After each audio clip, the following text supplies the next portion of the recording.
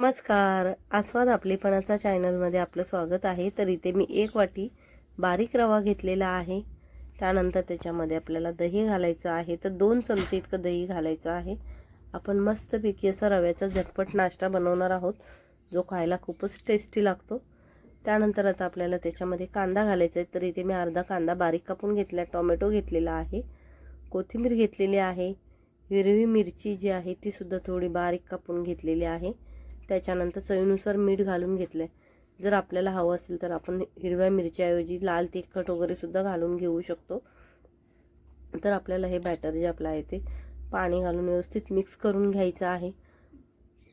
म्हणजे आपला जो रवा आहे ना तो आपल्याला थोडा वेळ भिजत ठेवायचा आहे, 5 मिनिटे इतकं, जास्त वेळ नाही। त्यामुळे आपल्या रवा जसा भिजेल ना त्या अंदाजानेच पाणी घालायचं आहे आणि मिक्स करून 5 मिनिटासाठी आपल्याला झाकून ठेवायचं आहे।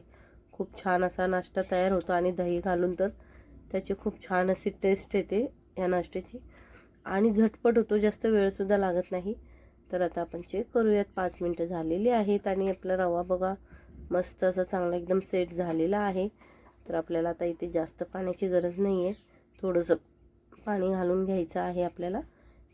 त्यानंतर थोडंसं तुम्ही इनो घालून सुद्धा घेऊ शकता, त्याने छान असं आपले जे चिला आहेत ना खूप छान बनतात। तर इथे तवा तापत ठेवलेला आहे, तेल लावून घेतलेलं आहे। तेल आपल्याला जास्त वापरायची गरज नाही ह्या चिल्याला, अगदी कमी तेलामध्ये झटपट असे चिले तयार होतात।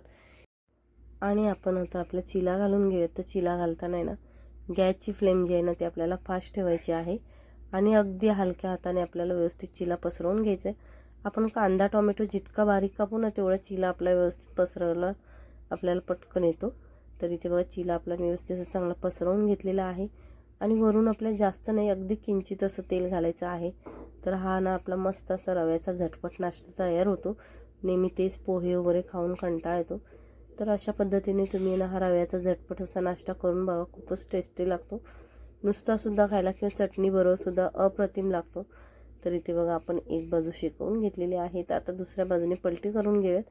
तर अशा पद्धतीने त्याला आपल्याला ना आपल्या चिल्याला चांगलं मस्त असं दोन्ही बाजूनी चांगलं शेकवून घ्यायचं आहे। जर आपल्याला अजून पातळ हवा असेल ना तर वरून चमच्याने त्याला थोडं थोडं दाबून असं प्रेस करायचं, म्हणजे अजून तो पातळ होतो। आणि मीडियम टू फास्ट गॅसवरती त्याला चांगलं असं शेकवून घ्यायचं आहे। तर अशा पद्धतीने आपले जे बाकीचे चिले आहेत ना ते सुद्धा बनवून घ्यायचे आहेत। तर इथे बघा मस्त असं आपला बघा हा झटपट रवा चिला तयार झालेला आहे।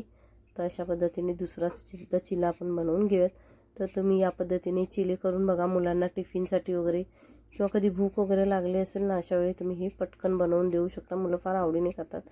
तर तुम्हाला आजचा हा आपला रव्या चिल्याचा व्हिडिओ कसा वाटला हे कमेंट करून नक्की सांगा आणि आपल्या चॅनलवरती नवीन असाल तर चॅनलला सबस्क्राईब करा। तर इथे बघा अशा पद्धतीने मी आपले हे दुसरा सुद्धा जो चिला आहे तो घालून घेतलेला आहे आणि आपला हा जो रव्याचा चिला आहे ना जो आपल्याला खायचा असेल ना तो खायच्या आधीच पटापट गरम गरम बनवायचे, म्हणजे खूप टेस्टी लागतात गरम गरम खायला। किंवा तुम्हाला जर समजा उद्या बनवायची असते ना तर तुम्ही आदल्या दिवशी रात्री दही आणि रवा भिजत घालून सुद्धा ठेवू शकता, त्याने सुद्धा आपले चिले खूप छान असे तयार होतात। कारण आपले जे रवा आणि दही आहे ना छान असं मस्त आंबून येतं आणि खूप टेस्ट लागते त्याची छान अशी। तर अशा पद्धतीने तुम्ही असे हे झटपट रव्याचे चिले करून बघा, तुम्हाला नक्की आवडतील। तर आपला आजचा हा व्हिडिओ पूर्ण बघितल्याबद्दल धन्यवाद।